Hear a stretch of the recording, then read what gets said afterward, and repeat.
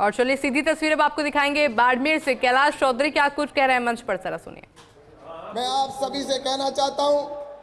कि पिछले 5 साल के अंदर इस बाड़मेर जैसलमेर के अंदर कई महत्वपूर्ण काम हुए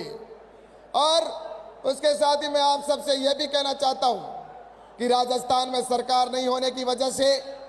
हमारे ऐसे कई काम थे जो हम नहीं कर पाए,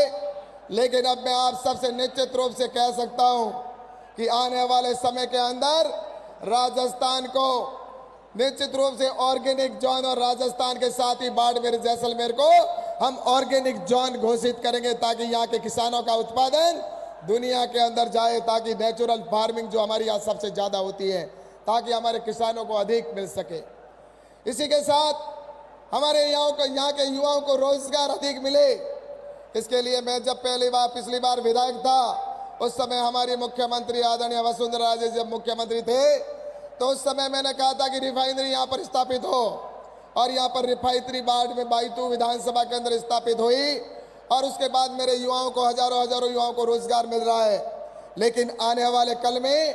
यहाँ पर हमारे इस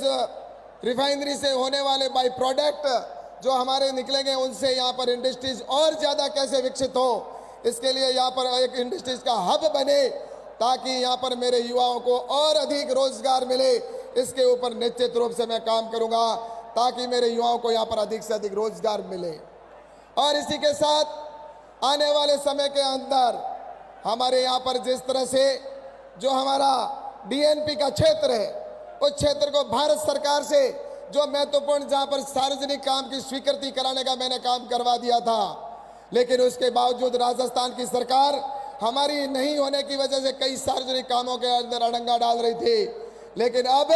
हमारे मुख्यमंत्री आदरणीय भजनलाल जी की सरकार आ चुकी है, अब डीएनपी क्षेत्र के अंदर किसी भी प्रकार की कोई समस्या नहीं आएगी, कोई भी सार्वजनिक काम के अंदर कोई बाधा नहीं आएगी। और इसी के साथ मैं आप सबसे ये भी कहना चाहता हूँ, हमारे जैसलमेर से लेकर और जिस तरह से बाबर तक के लिए बाड़मेर होते हुए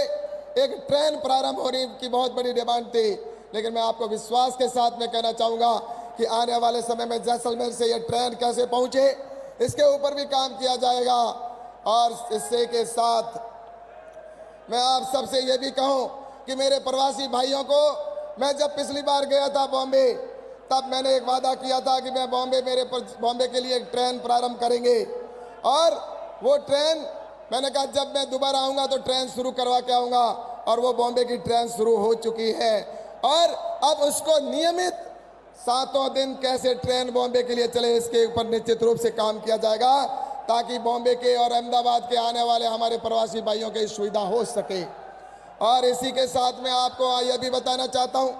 कि हमारे किसान भाइयों के लिए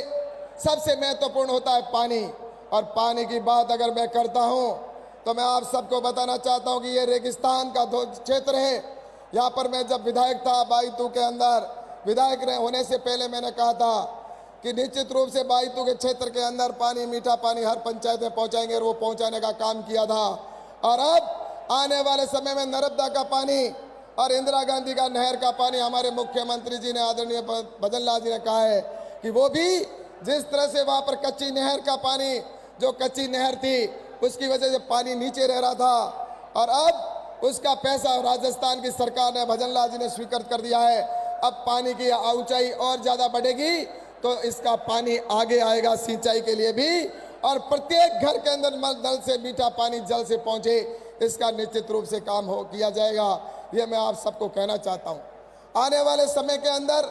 हमारा बाड़मेर जैसलमेर के अंदर केंद्र सरकार की योजनाएं वो निश्चित रूप से पहुंचेगी, लेकिन राजस्थान के अंदर अब डबल इंजन की जो सरकार बनी है, इस डबल इंजन की सरकार की वजह से मैं निश्चित रूप से कह सकता हूं कि इस राजस्थान का विकास होगा, हमारे यहाँ के राजस्थान के साथ बाड़मेर जैसलमेर का विकास होगा। हम निश्चित